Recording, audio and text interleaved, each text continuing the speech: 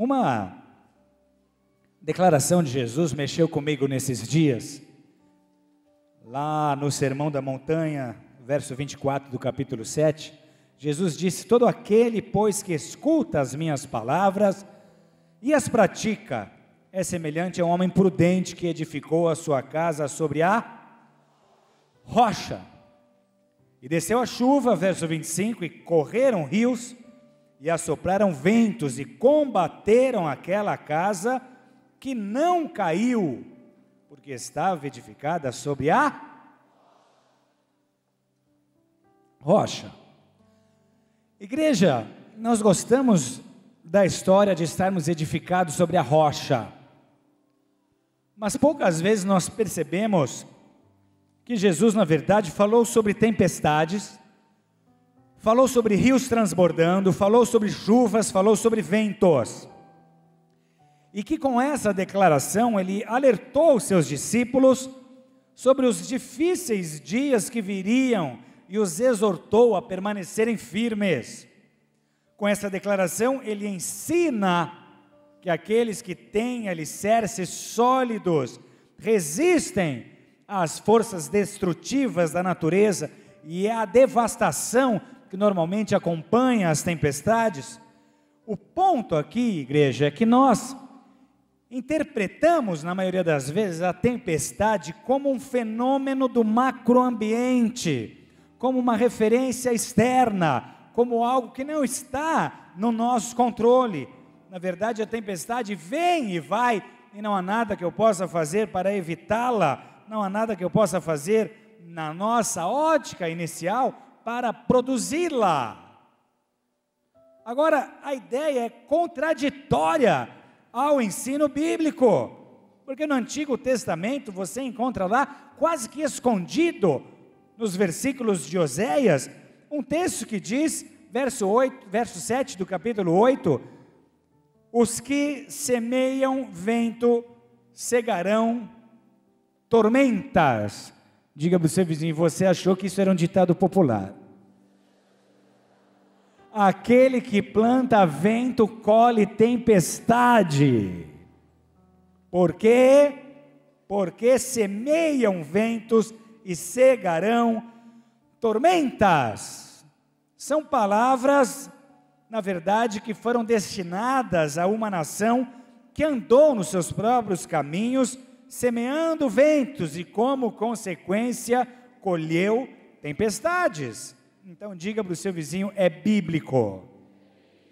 No Novo Testamento, esse princípio é muito reforçado.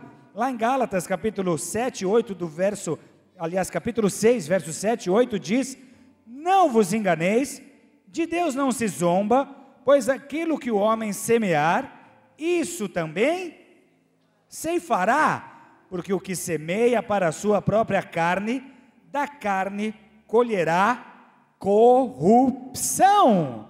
Então, tanto no Novo quanto no Antigo Testamento, está claro o conceito: aquilo que plantarmos, vamos colher. Se plantarmos ventos, vamos colher tempestades.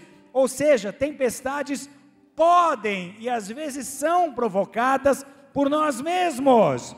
Elas podem ser resultado de uma desobediência nossa, ou ainda de uma desobediência de terceiros. Não poucas vezes nós somos afetados por tempestades que outros geraram, mas que acabaram fazendo parte das nossas vidas. Nós fomos atingidos por essas tempestades.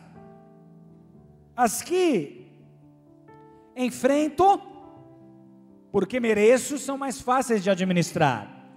Você sabe o que plantou, você sabe que não está vivendo nada além do que aquilo que é resultado dos seus atos. Agora, e quando essas tempestades são escolhas e resultados de escolhas de outros? Como vencê-las? Como enfrentá-las? O marido arrumou uma amante e absolutamente destruiu a sua família. A esposa vê os filhos se rebelando, vê os filhos tristes, chateados, magoados, feridos, sentindo rejeição.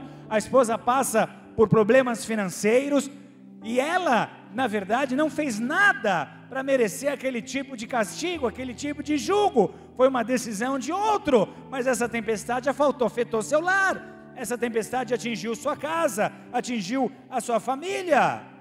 Alguém, sobre sua custódia, sobre sua responsabilidade, fez alguma escolha errada, e você descobre que o delegar não te isenta da responsabilidade. Tudo aquilo que os meus líderes fazem recai sobre mim, tudo aquilo que os pastores fazem no campo, de bom ou de ruim, recai sobre mim. E muitas vezes eu nada tenho a ver com as suas escolhas, mas as tempestades que eles geram acabam me atingindo. 2 Samuel, capítulo 2, verso 1.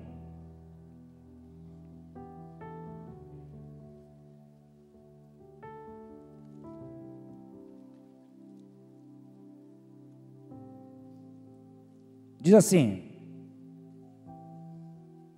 o Senhor, preste atenção, são 24 versículos, senão você vai devagar.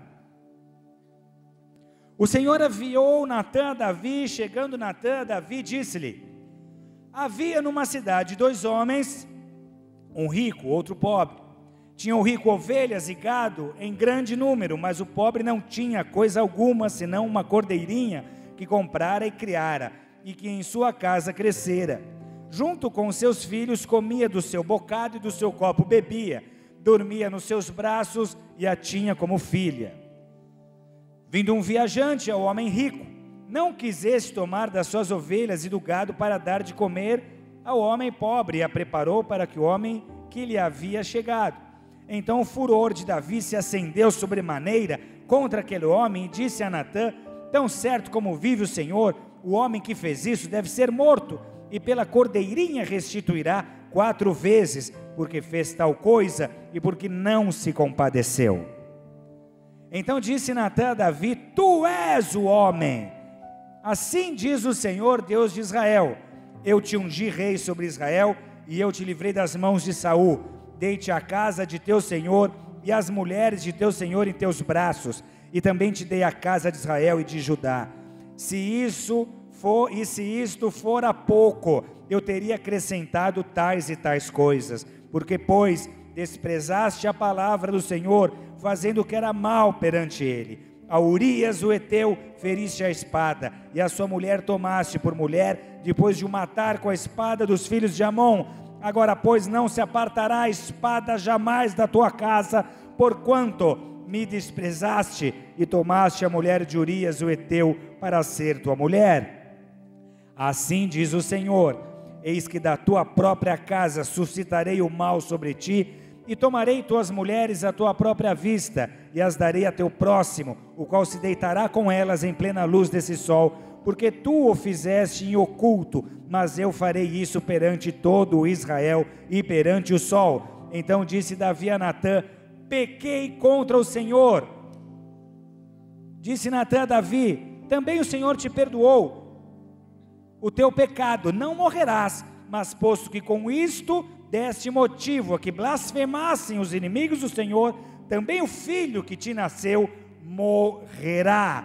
Então Natã foi para sua casa. E o Senhor feriu a criança que a mulher de Urias dera à luz a Davi, e a criança adoeceu gravemente. Buscou Davi a Deus pela criança, jejuou Davi, e vindo passou a noite prostrado em terra. Então os anciãos da sua casa se achegaram a ele para o levantar da terra, porém ele não quis e não comeu com eles. Ao 7º dia morreu a criança, e temiam os servos de Davi informá-lo de que a criança era morta, porque diziam: eis que estando a criança ainda viva, e lhe falávamos, porém não dava ouvidos à nossa voz, como pois lhe diremos que a criança é morta, porque mais se afligirá? Viu porém Davi que seus servos cochichavam uns com os outros, e entendeu que a criança era morta, pelo que disse aos seus servos: é morta a criança? Eles responderam: morreu. Então Davi se levantou da terra, lavou-se, ungiu-se, mudou de vestes, entrou na casa do Senhor e adorou. Depois veio para sua casa e pediu pão, puseram-no diante dele e ele comeu. Disseram-lhe seus servos: que é isso que fizeste? Pela criança viva jejuaste e choraste, porém depois que ela morreu te levantaste, comeste pão? Respondeu ele: vivendo ainda criança, jejuei e chorei, porque dizia: Quem sabe se o Senhor se compadecerá de mim e continuará viva a criança? Porém agora que é morta, por que jejuaria eu? Poderei eu fazê-la voltar? Eu irei a ela, porém ela não voltará para mim. Então Davi veio a Batseba, consolou-a, se deitou com ela, teve um filho a quem deu-lhe o nome de Salomão, e o Senhor o amou. Davi o entregou nas mãos do profeta Natã, e esse lhe chamou Jedidias por amor do Senhor. Amados, Davi foi um homem que fez concessões e teve que lidar com um resultado trágico. Não apenas ele, o que pecou, mas toda a sua família, a sua descendência e também pessoas fora de sua família. Deus levanta Natã, que revela o pecado de Davi. Ele reconhece esse pecado, ele pede perdão por esse pecado, ele se arrepende por esse pecado, mas as consequências desse pecado não mudam, e ele tem que lidar com cada uma delas. Davi, na verdade, no verso 13, prova o que é ser um homem segundo o coração de Deus, porque independente do tamanho do seu erro e do seu pecado, ele assume a responsabilidade. Eu pequei contra os céus, eu pequei contra Urias, eu pequei contra Batseba, eu pequei contra o povo, eu pequei contra o altar, eu pequei. Porém, essa confissão não quebra, não anula, não desfaz o que ele viveria em virtude dos seus erros. Amados, Davi foi cego. Como é que você pode conceber um rei que venceu gigantes, que escreveu salmos, que restabeleceu a adoração em Israel, que trouxe a arca de novo para Jerusalém, um rei que amou a Deus, um rei exemplo para todos nós até hoje, um homem como esse caindo em adultério, escondendo uma trama, porque ele cai com uma mulher casada, ele dá um jeito de o marido morrer em batalha, então ele é culpado de adultério e assassinato. Como um homem desse consegue guardar esse tipo de coisa, sem que a sua vida seja incomodada, sem que ele venha a se sentir aflito? Como é que ele consegue guardar para si mesmo um pecado assim? Davi foi cego pela falsa segurança que a sua posição lhe conferia. Na verdade, ele dizia consigo mesmo: eu sou um rei, quem vai me acusar? Na verdade, ele usa a sua autoridade para encobrir o seu erro, crendo que se ele desse se ele encontrasse uma maneira, manipulando os fatos, manipulando pessoas, usando seu poder para esconder aquilo seria escondido, e vamos viver a vida como se nada tivesse acontecido, como se aos olhos de Deus aquele pecado não fosse evidente, como se Deus não expusesse aquele pecado a tempo oportuno. Deus dá chance dele se arrepender, mas isso não acontece. Eu sou o rei, quem é que vai me acusar? Quem é que vai duvidar de mim? Eu armei tudo muito bem armado, as amarras são bem feitas, não sobrou fio, não sobrou linha solta, ninguém vai desconfiar. Talvez Davi, como homem, tenha se sentido até orgulhoso disso, pela forma como ele oculta aquela história. Ele se enganou. Eu sou o rei, Deus é comigo, Deus me ama. Eu errei, mas Deus não vai me castigar, Deus não vai me condenar.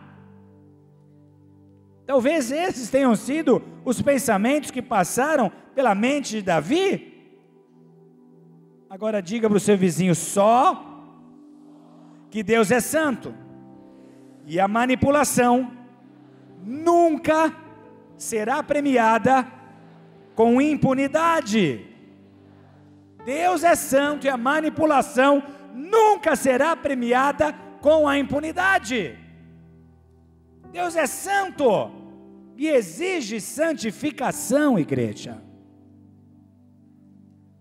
Se você escolheu andar com Deus, se você escolheu servir a Deus, você entendeu rapidamente que quanto maior a sua autoridade, e quanto maior a sua responsabilidade, maior a sua necessidade de santificação.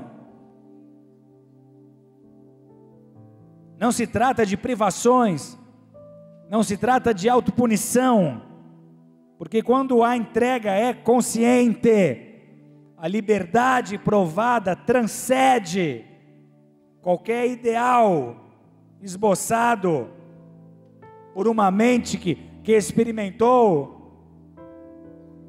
experiências vazias, desconectadas de propósitos de Deus. Não dá para botar na balança. Deus exige santificação, Deus exige obediência, e obediência na verdade é o maior ato de liberdade que existe, porque a liberdade em si é ter forças para dizer não, quando tudo em mim grita por sim. Diz o seu vizinho: é o renunciar, o que me afasta pelo prazer da proximidade. Resistir os apetites da carne pela recompensa da presença nunca será um peso para ninguém. A partir do momento que eu provei da presença, resistir à carne pelo prazer da presença nunca me será pesado demais. Essa história prova que diante de Deus não há nada oculto, não há nada encoberto. Esse texto prova que ocultar pecados tem seu preço inflacionado a juros estratosféricos. Perder a paz, perder a leveza espiritual, perder a consciência tranquila, sai muito mais caro do que se imagina. Se Davi pudesse ter voltado no tempo, não tenha dúvidas, ele teria feito diferente, porque ele não tinha ideia do quanto iria sair caro para ele aquela escolha feita naquela varanda. Se ele pudesse voltar atrás, ele nunca teria adulterado, porque ele não imaginou o quanto ele iria sofrer, o quanto as pessoas que ele amava iriam sofrer. A consequência foi séria, igreja. Deus disse: a espada nunca se separará, nunca se apartará, nunca se separará da tua casa. A família de Davi foi absolutamente dividida. Deus disse que daria as concubinas dele a outro. E se você ler a história de Davi, você vai descobrir que isso aconteceu com o seu filho. O seu próprio filho tomou as suas concubinas, e à vista de todos as teve. Houve casos de incesto, houve casos de assassinato, houve casos de facção, de divisão. A espada nunca se separou da família daquele rei, e não há nada mais doído para um pai do que ver os seus filhos divididos entre si. Se ele pudesse voltar atrás, com certeza ele teria feito diferente.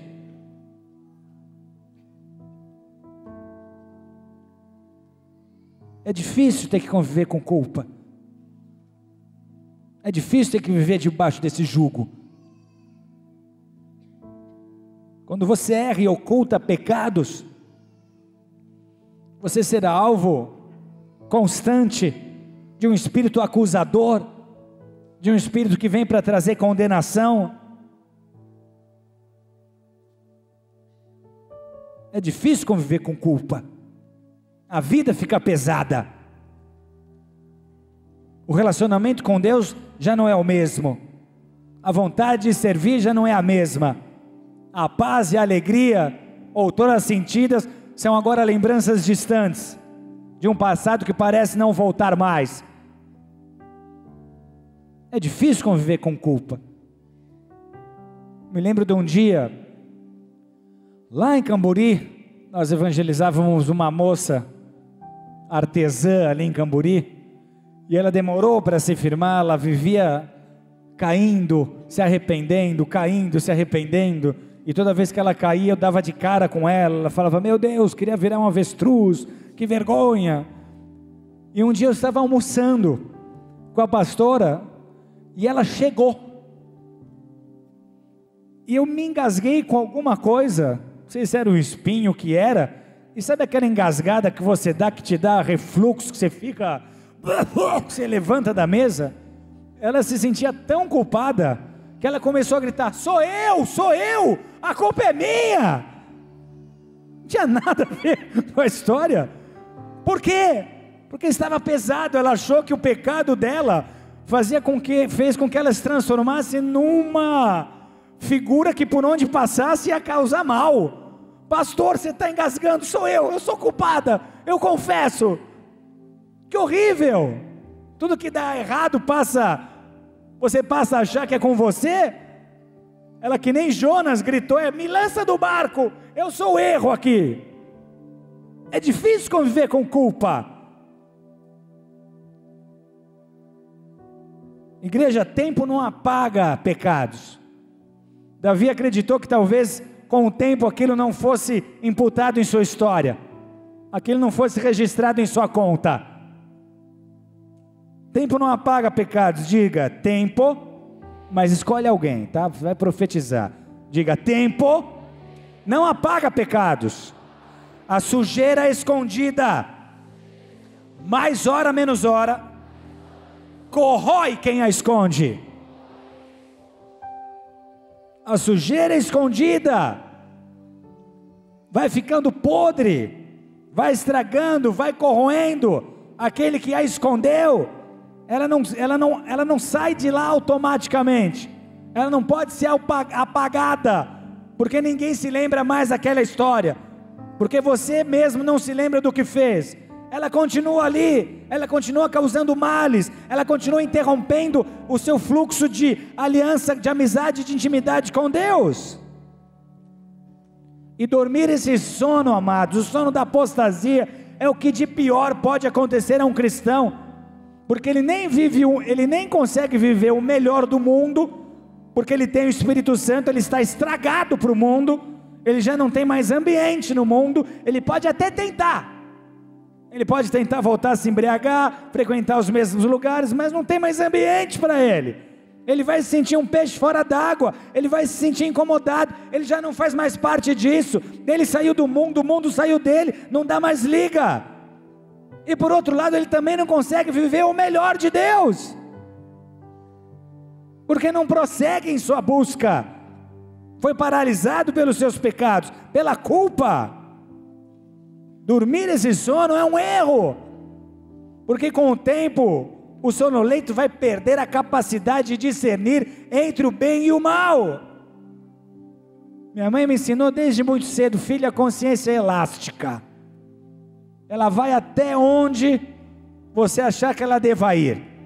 É por isso que você conhece um monte de gente que vive coisas que condenou no passado, que acredita hoje ser lícito aquilo que um dia soube que era ilícito, praticando coisas hoje que no passado pregou contra. Consciência elástica, ela vai até onde eu quero. Por isso a consciência nunca vai ser um termômetro. O termômetro sempre será a palavra de Deus. Diga amém por isso.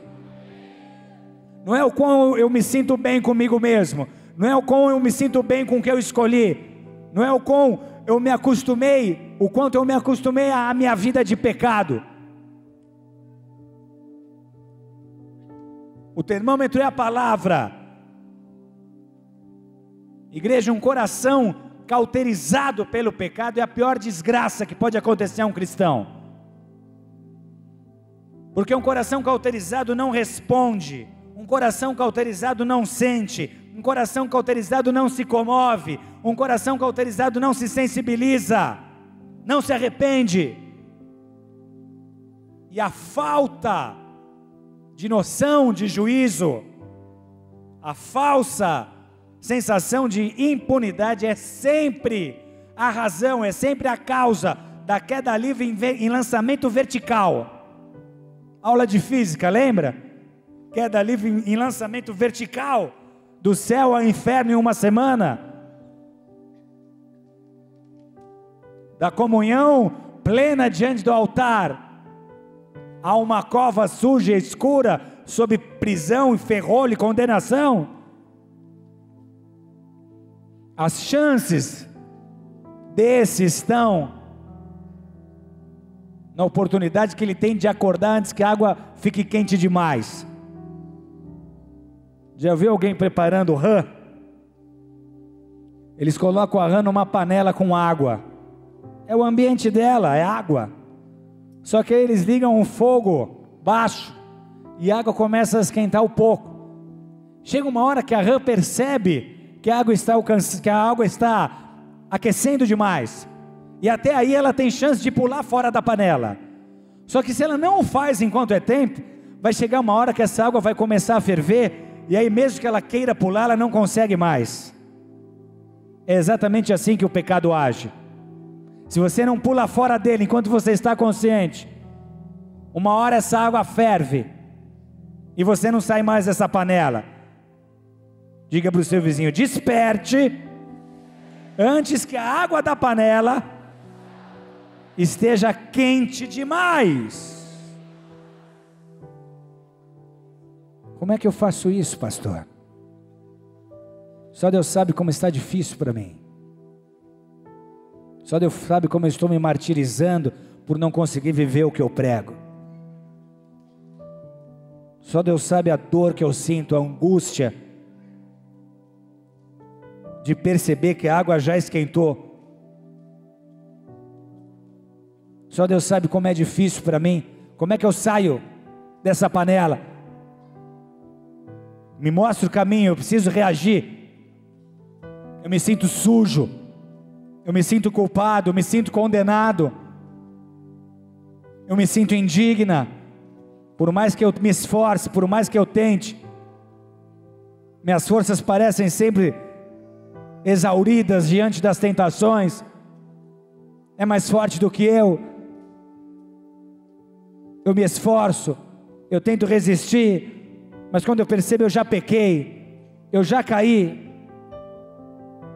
Eu venho para a igreja, eu choro, eu me arrependo, eu renovo o meu voto com Deus. Para quê? Só para na mesma semana estar caindo de novo? Isso não é vida. Só Deus sabe como eu venho sofrendo, como é horrível poder experimentar momentos tão preciosos em cultos maravilhosos de presença manifesta, para depois me enfiar no meu quarto em frente a um computador e cair mais uma vez com as mesmas pornografias de sempre. Só Deus sabe as lutas que eu vivo na minha mente. Só Deus sabe a dificuldade que é. E pecado não é só pecado sexual, mas também é pecado sexual.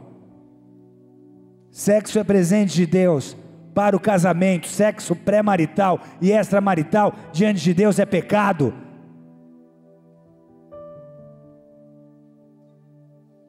Ah, mas pastor, outro dia eu vi uma pregação de um teólogo que ele não disse bem assim. Ele disse que se eu acordar com os frutos do Espírito Santo está tudo certo.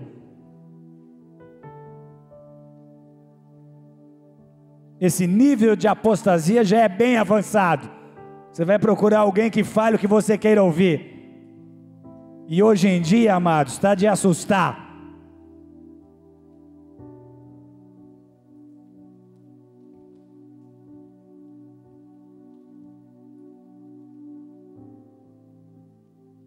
Quando Deus te uniu a ela, era para que ela fosse uma bênção na sua vida. Ela não deveria ser pedra de tropeço para você e nem você pedra de tropeço para ela. Ainda está em tempo. Pula da panela. Toda vez que você declara a santidade de Deus, vivendo essa vidinha que você está vivendo, isso sobe como fogo estranho a Deus. Como fogo estranho a Deus. Como é que eu faço, pastor? Só Deus sabe o que é esse tipo de vida.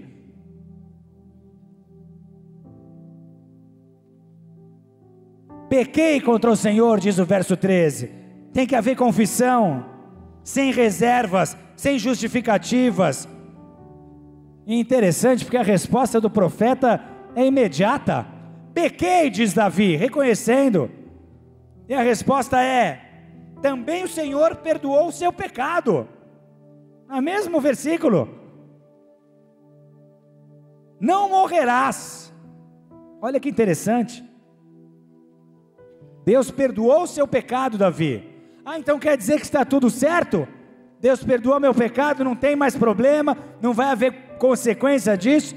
Olha o que o profeta emenda: não morrerás. Porque na verdade era para você morrer, Davi.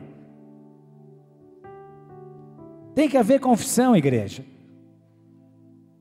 Tiago 5,16 diz: confessai as vossas culpas uns aos outros, e orai uns pelos outros, para que sareis. Uns aos outros, quem são? Os responsáveis pela sua vida espiritual, aqueles que te dão cobertura, os seus pais espirituais, os seus pastores. Não continue a vida como se nada tivesse acontecido. Confesse o pecado. Vai ser muito difícil para um cristão permanecer na presença de Deus em constante santificação, se ele não tiver alguém para quem ele possa confessar os pecados, se ele não tiver alguém para quem ele possa se abrir, se ele não tiver alguém para quem ele possa confessar os seus podres. A maioria dos que vêm caindo, caem porque não tem pessoas em quem possam confiar, porque não tem pessoas para quem possam se abrir. Estou pecando, estou tendo tentações, preciso de oração, preciso de ajuda, ore por mim. Muita gente com medo de vencer a barreira da vergonha. O que vão dizer de mim? Que vergonha. Talvez a mesma razão de ter levado Davi a esconder o pecado. Tem que confessar, igreja. O Espírito Santo não é uma fumacinha, não é uma nuvenzinha. O Espírito Santo é uma pessoa. E quando você fere uma pessoa, você tem que se acertar com essa pessoa. Você já tentou ofender a sua esposa e continuar a sua vida como se nada tivesse acontecido? Vá procurá-la no próximo momento íntimo. Não tem história. Me magoou, falou o que quis, me ofendeu e agora quer intimidade? Enquanto você não se consertar direitinho e não pedir perdão, a intimidade não vai ser restaurada. Tem que confessar. Esses dias eu me assustei. Eu tenho um cachorrinho Yorkshire, ele deve ter uns 13 anos. Morou conosco muitos anos, e na verdade foi o meu cachorro mais companheiro. Ele ia para a praia com a gente, ele nadava, ele surfava, ele saía na porrada com pitbull lá no Piavu, ele brigava com os vira-lata. É o cachorro mais maloqueiro da face da terra. Dormia no nosso pé, aí no meio da noite eu acordava, ele já estava no meu travesseiro junto comigo. Era um parceiro. Ia na célula, aceitou Jesus 2 vezes. Uma em Boiçucanga, lembra, mãe? A gente fez o apelo: quem vai aceitar Jesus? Ele saiu do sofá, foi no meio da roda, ficou me olhando. Eu falei: hoje é só o Jambinho. E outra vez lá em casa, na célula.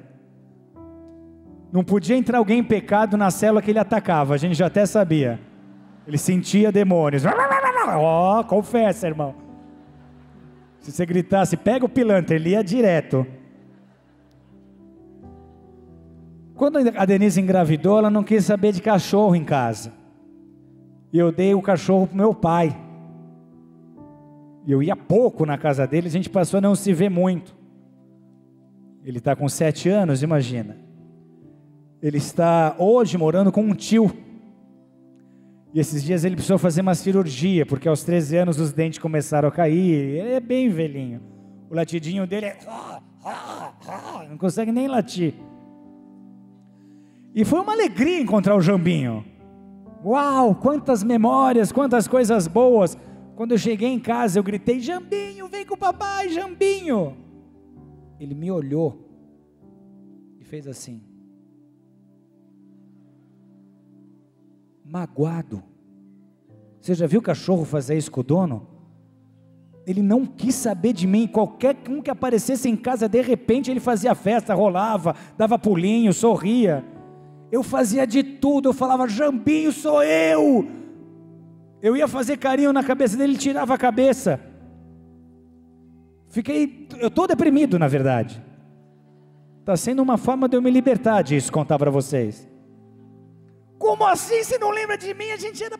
Vem com o papai. Ele só me olha. Ontem eu não aguentei. Antes de dormir eu fui até o escritório, ele estava lá. Eu fiquei do lado dele contando o que aconteceu. Ele, presta atenção. Eu falei, Jambinho, o Renan ia nascer. A Denise e a mamãe, não dava para você ficar. O vovô te amava. Ele quis ficar com você. E o tio também te ama. Não dependeu de mim, Jambinho, me perdoa. Vocês não vão acreditar, gente, dá filme isso. Marley e eu é Jambinho e eu. Ele olhou para mim quando eu falei me perdoa, e depois de 180 mil tentativas de ganhar um beijinho, ele olhou bem para mim e me deu uma lambidinha tipo, tá, perdoa, mas sem amizade. Se até com bicho é assim, se com seres humanos é assim, você vai tentar continuar teu relacionamento com Deus sem se acertar com Deus? Tem que haver uma conversa. Ele pode ser ferido, ele pode ser magoado. O Espírito Santo é sensível, amém? O Espírito Santo é sensível. Por mais que ele te ame, ele fica magoado. Meu filho me ama. Eu tirei um barato dele outro dia, uma brincadeira que ele não gostou. Ele nunca tinha feito isso, ele sempre me chama de pai ou papai. Ele falou, para pai, eu continuei brincando, ele disse, para Rina, com desdém, tipo, isso é para você saber que eu estou magoado com você, me chamou pelo nome. O Espírito Santo pode ser ferido, pode ser magoado, você tem que confessar, você tem que se acertar, e não é só de pecados grotescos, é por fazer a obra relaxadamente, é por estar sendo negligente no seu ministério, é por não estar cumprindo as suas escalas devidamente, é por não estar fazendo a obra com amor, é por não estar fazendo o bem que você sabe que precisa fazer. Agora o ruim disso, vai haver colheita para o vento semeado. Davi, você não vai morrer. Sabe o que é isso, igreja? É a graça. Você não vai morrer, Davi, mas vai ter espada na sua casa, mas o seu filho, que você engerou em pecado, vai morrer. Difícil escutar isso, hein? Você não morre, porque pela lei você tinha que morrer.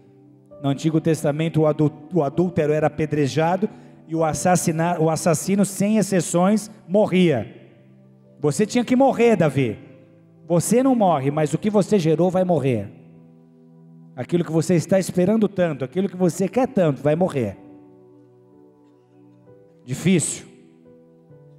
Deus perdoa, mas a toda ação há uma reação. Para toda ação, uma reação. E no caso de Davi, foi morte. Como Davi reage? Quem é que pode enfrentar uma tempestade pior do que essa? Pai perder o filho é muito pior do que filho perder pai. Filho perder pai é natural. O filho que perde pai é órfão. Agora o pai que perde filho não tem nem nome, gente. Não dá para expressar a dor. Como Davi reage a isso? Que tempestade é essa? Rios transbordando, chuvas descendo, seus alicerces sendo provados. A primeira atitude de Davi qual é? Verso 15 e 16, ele vai orar. Buscou Davi a Deus pela criança, jejuou Davi, e vindo passou a noite prostrado em terra. A noite prostrado em terra. E sabe por quantos dias, igreja? Diz comigo, 7. 7 dias, com a boca no pó, sem comer, sem beber, sem descansar, só orando. Diga ao seu vizinho, as nossas orações são superficiais. Ele conhecia a graça, ele sabia que se Deus quisesse, Deus poderia poupar a vida de seu filho. Quando ele sente os ventos da tempestade e do juízo, ele mergulha de cabeça no altar. Sabe o que ele fez, amados? O que nós muitas vezes devemos fazer e não fazemos. Ele esteve só. Ele se apartou da multidão. Ele esteve na solidão, na presença de Deus. Ele e Deus. Ninguém lê que nessa história ele saiu contando a sua dor para todos, indiscriminadamente, como nós fazemos. Você não sabe nem quem é, está contando a sua história, está contando a sua dor. Eu me peguei fazendo isso. Quando eu perdi meu pai, as primeiras semanas foram difíceis, ainda é. E para qualquer um que se aproximava, eu contava o que estava acontecendo. Até o dia que eu me peguei pensando, o que a recepcionista do hotel tem a ver com isso? Qualquer um que para na minha frente, eu faço de terapeuta de graça. Aceita que você vai ouvir o que eu quero agora. Eu fazia todo mundo de terapeuta. O que essas pessoas têm a ver com isso? Davi faz isso? Não! Ele vai orar, ele vai buscar Deus. E quando os anciãos vêm para buscá-lo, você precisa se levantar, Davi, você precisa comer alguma coisa. Verso 17, ele rejeita a ideia. Por quê? Porque a solidão nessas horas é essencial. É o teu relacionamento com o teu Deus que está em jogo. O silêncio é necessário. 7 dias, amados, na presença de Deus. E nós, quando pecamos, fazemos uma oraçãozinha qualquer. Ai, Deus, que chato, caí de novo. Me perdoa, Pai, obrigado por essa graça. Deus quer ser levado a sério. Ele ora. Uma outra ação de Davi, ele enfrenta a realidade. Verso 18 até o 20, a Bíblia diz: morreu a criança, e temiam os servos de informá-lo que ela era morta. Se com a criança viva ele ficou sem comer e só chorou, e se contar agora que ela morreu? Ele encara a realidade, ela morreu. Eu orei enquanto dava, ela morreu. Quando nós enfrentamos tempestades, igrejas, como Davi, nós temos que evitar a amargura. Ele é prático, hein? 7 dias de oração e jejum, Deus nos responde. Ele levantou, tomou um banho, se vestiu, foi adorar a Deus, foi comer pão, pediu comida e vamos viver. Que prático, hein? Ele não permitiu que a amargura criasse raiz. Nós não vemos Davi dizendo: Deus, como o Senhor pode fazer isso comigo? Eu te servi a vida toda, por que o Senhor não escutou a minha oração? Ele aceitou automaticamente e imediatamente. Foi uma novela de um capítulo só. Diferente da sua, diferente da minha. Um capítulo só. É o tag, sigamos nossas vidas. Clica lá, é Davi.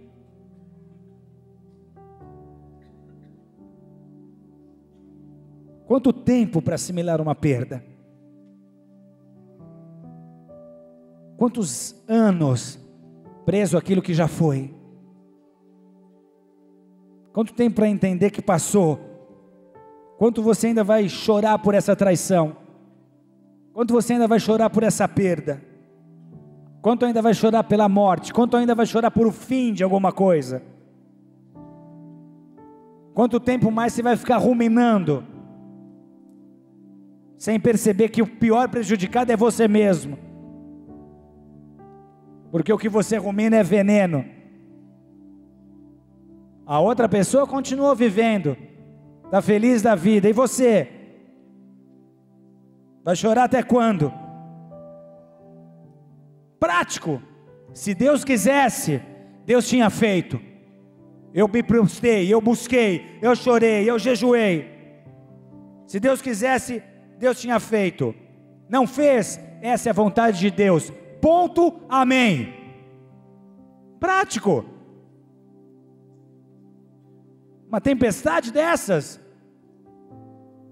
ele ora, ele encara a realidade, e em terceiro, ele se apoia em Deus. Ele se apoia em Deus, como Jó. O que Jó disse? Perdendo tudo, ele declara, então Jó se leva, a Bíblia declara, então Jó se levantou, rasgou o seu manto, raspou a cabeça e lançou-se em terra e adorou e disse: nu saí do ventre da minha mãe e nu voltarei, o Senhor deu e o Senhor tirou, bendito seja o nome do Senhor. Jó 1, 21, 22, aliás 20, 21, nu eu vim, nu eu volto, Deus deu, Deus tirou, bendito seja o nome dEle.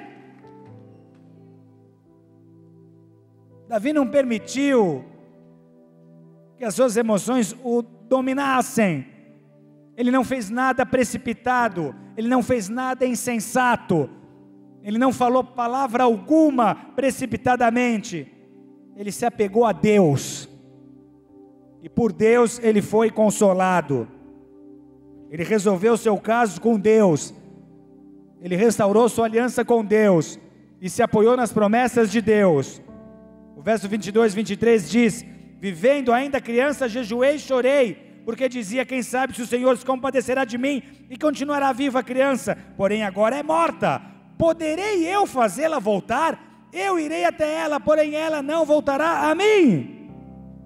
Ele se apegou numa promessa, ela não volta para esse mundo, eu irei a ela um dia eu vou morrer e nós vamos nos encontrar no céu, mas ela não vai voltar. É nisso que eu creio, é por isso que eu vivo. Vai haver um reencontro na presença de Deus, que é eterno. Eu não vou até, ela não vem até mim, mas eu vou um dia até ela. Ele se apega a uma promessa, ele escolhe o que ele vai sentir, ele determina o que ele vai viver. Ninguém entende, as pessoas não vão te entender. Como assim você não está sofrendo? Como assim você não está chorando? Como assim você conseguiu reagir? Como assim você está sorrindo? Como assim você voltou à vida? Como assim você está tão bonito, tão bonita? Assim, praticando esporte, com vontade de viver? Nem parece que você passou por esse furacão, nem parece que você enfrentou essa tempestade. Quando estava doente você chorava, agora morreu e você está feliz. Enquanto tinha chance de restauração, eu chorei, eu jejuei, eu orei. Agora que morreu, acabou. Eu vou adorar a Deus. Davi se recusou a desanimar. Ele ora, ele enfrenta a realidade, ele se apoia em Deus, e ele se recusa a desanimar. Em meio à tempestade, amados, nós nos cansamos. Não é fácil enfrentar a tormenta. A tendência é dizer: chega, chega, não aguento mais, cansei, dói demais, é difícil demais, esperei demais, chega, vou entregar. Mas Davi não faz isso. E o texto ainda diz que ele vai consolar a esposa, verso 24 e 25. Consolou a esposa, esteve com ela e gerou um filho. Fez outro. E sabe quem foi esse filho? O homem que Deus levantou para suceder Davi no reino. Daquela maldição toda, Deus ainda abençoou Davi. Deus transformou aquela maldição toda em bênção. Como é que Deus vai usar o que eu estou vivendo agora para me abençoar? Onde é que está o meu Salomão? Onde é que está agora a minha sucessão, a minha herança? Eu quero o que é meu, eu não quero o que é dos outros. Tem coisas que não dependem de você, foram escolhas de terceiros. Ela não quis mais, ele não quis mais. Ele escolheu o inferno, ele escolheu o pecado. Não depende mais de você. Enquanto dependia, você fez sua parte.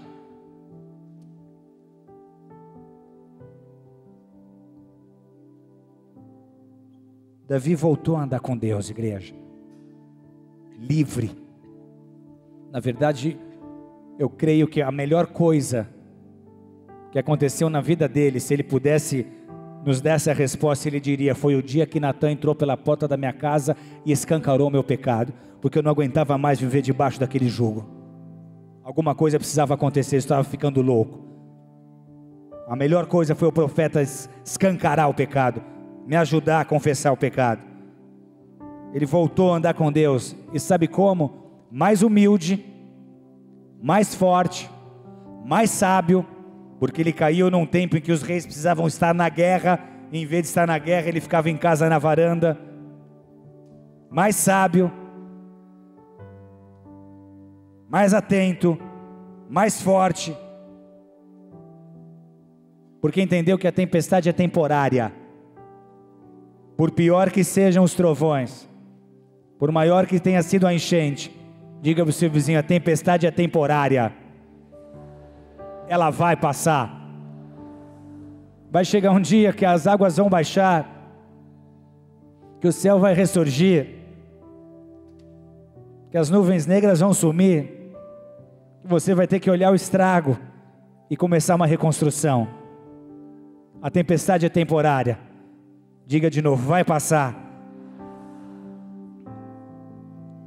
Continue, porque por mais que você tenha dito eu quero morrer, você não morreu. E se eu conheço meu Deus, você não vai morrer tão cedo. Continue, junte os cacos, colhe os cacos, porque o teu vaso ainda tem muita utilidade para Deus.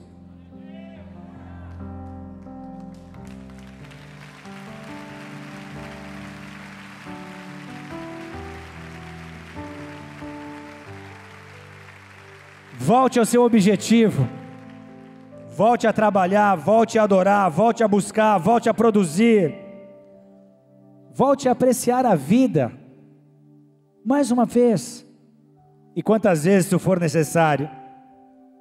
Pela graça, você vai seguir mais sábio, pela graça você vai seguir mais confiante.